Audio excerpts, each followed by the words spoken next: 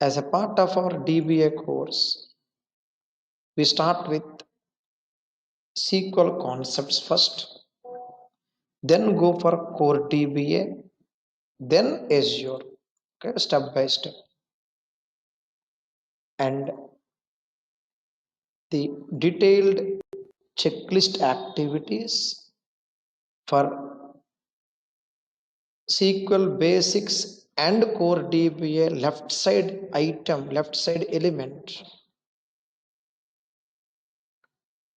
on the screen. So here we go. Just wait for a few moments. Here it is. Left side element. First SQL concepts right from installation. Then SQL basics. These are all the fundamental activities. Then continue for core DBA concepts. That includes index architecture, optimization concept, backup, restore jobs, mail, alerts, logins, keys, security items, detailed tuning activities with statistics, partitions, DTA. These are all very important for the day-to-day DBA activities at our job desk. So we need to focus more on these tuning concepts. And we have HADR concepts apart from log space issues, dump DB, memory issues, and database rebuilds. You have HADR concepts like replication, log shipping mirroring, and how to combine them together, HADR strategy. Because replication, log shipping, mirroring have their own limitations. So when to use which is more important. How to use them together is more important. We have hotfix activities. Just wait for a few moments. Yes, just wait for a few moments. Yep, here it is. Hotfix activities, DAC connections, dedicated administration console DAC, and HADR strategies. Of course, a repeated item. Sorry for that. SLA, OLA.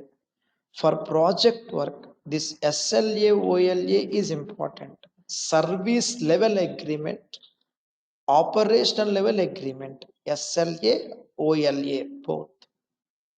And we have ticketing tools. If server is down, database is down, how do we know as a DBA? There should be some tool that would notify us, a tool that will make us work in a team environment. Other DBAs work on few issues, we should know about them. We work on few other issues, our colleagues should know about who is working on which issue. Ticketing tools, routine DBA activities, emergency activities, maintenance activities. These three are actually part of the project. It is inside the project we implement SLA and ticketing tools, including HADR strategies. So in fact, like all this entire line is towards the project.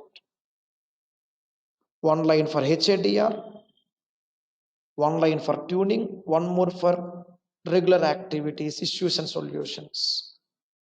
Everything is equally important. Everything we need to focus it carefully. More sound concepts and control we have on this core DBA. The Azure part would be easier, more simplified and straightforward. Trust me. It's all about comparative learning in Azure. It becomes very easier. So here it is. As you see now, core first, plan A. Then we'll proceed for plan B. The project we do in plan A will be the seed for our Azure DBA activities. So in our core DBA, we start with basic activities right from installations, basics installation and SQL concepts we'll be doing. And after SQL concepts, you have something called schemas, temporary tables, import, export, constraints, joins. Then we have concepts pertaining to view, procedure, function, basics and triggers, transactions, linked service or linked server activities, linking between multiple servers, detailed architecture. Without architecture, we cannot do backups at all. There's a dependency. So the basement we should be strong, backups, restores, recovery models, jobs, maintenance and health check activities, security concepts, migration activities, orphan users, and then index activities. Before that, we have auditing, like auditing long running queries, recent frequent running queries, index activities, statistics, partitions, and tuning tools with execution plans. And we have the concept of transactions and log, like query blocking scenarios, HADR activities, log shipping, replication, mirroring concepts, update service pack activities, dedicated administration console and system database rebuilds.